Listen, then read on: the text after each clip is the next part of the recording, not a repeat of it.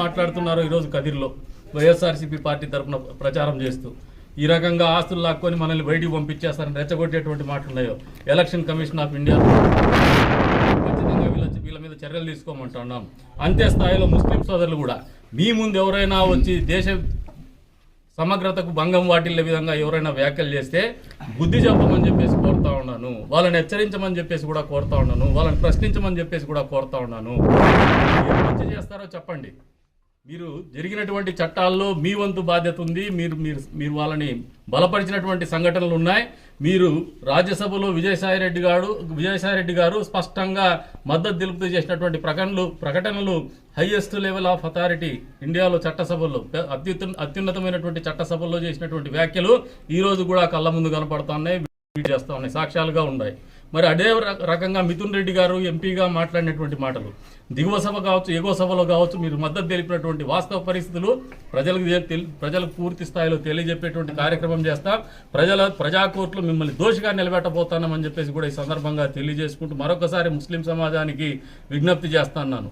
అప్రమత్తంగా ఉండండి. ఇటువంటి మతోన్మాదుల బారిన పడొద్దండి.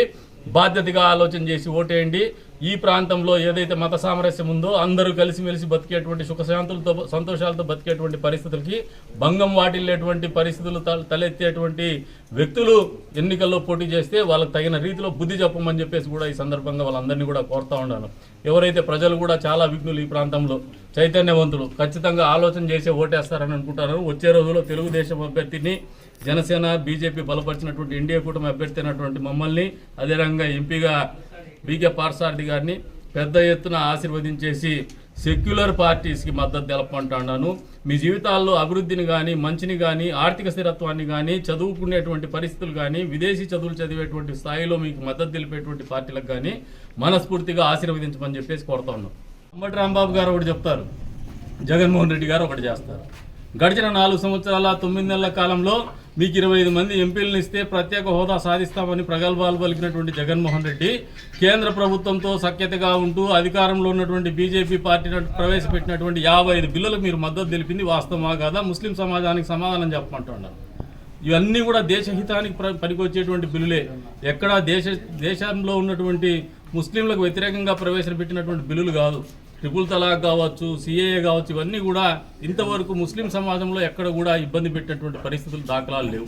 మరి ఇటువంటి పరిస్థితిలో మద్దతు తెలిపి ఆ బిల్లులు పాస్ చేసినటువంటి మీ అభ్యర్థి మళ్ళీ మన ఆస్తులు లాక్కొని దేశం వదిలిస్తారని చెప్పేసి డబ్బా మాటలు మాట్లాడుకుంటూ డబ్బా బతకాలని ఆలోచన చేస్తున్నటువంటి పరిస్థితుల్ని ప్రజలందరూ ప్రత్యేకించి ముస్లిం సమాజం కూడా గమనించుకోవాలని చెప్పేసి కోరుతా ఉన్నాను.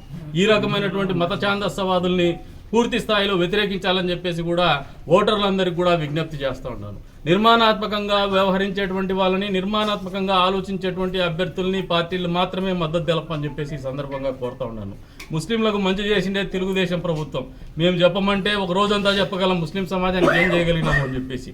నువ్వు చెప్పలేనటువంటి పరిస్థితుల్లో వైఎస్ఆర్సీపీ పార్టీ వాళ్ళు ఈ రోజున ఎంతసేపు సిఏఏ మీద దీని మీద మాట్లాడుతూ వస్తూ ఉన్నారు. 370 ఆర్టికల్ 370 మీద వీటి మీద అంటే మీరు చేసింది ఏమీ లేదు.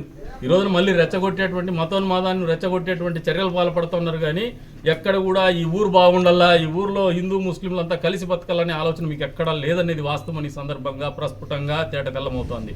ఇటువంటి పరిస్థితిలో బాధ్యత కలిగినటువంటి ప్రతి ఓటర్ కూడా ఆలోచన చేయండి, ప్రతి సిటిజన్ కూడా ఆలోచన చేయండి. ఇటువంటి ఆలోచన విధానం ఉన్నటువంటి వ్యక్తులకి మీరు ఓటేస్తారా? ఓటేసి దీవిస్తారా? ఇటువంటి మతోన్మాదాన్ని పెచ్చరిల్లే దిశగా మీరు ఆలోచన చేసి అడుగులేస్తారా? ఒక్కసారి గుండెల మీద చేసుకొని ఆలోచన చేసుకోమంటాడు హిందూ ముస్లిం బాయిలందరినీ కూడా. ఈ రోజున కులాలు మతాలను రెచ్చగొట్టి ఎన్నికల పబ్బం గడుపుకోవాలనుకోవడం అనేది ఒక రాక్షసత్వం. ఎలక్షన్ కమిషన్ ఆఫ్ ఇండియా స్పష్టంగా చెప్పింది, మతోన్మాద చర్యలకు పాల్పడేటువంటి వాళ్ళని ఎన్నికల్లో నిషేధిస్తాము, ఎన్నికల్లో పోటీ చేయకుండా నిషేధిస్తాము, వాళ్ళ మీద చర్యలు తీసుకుంటామని చెప్పేసి.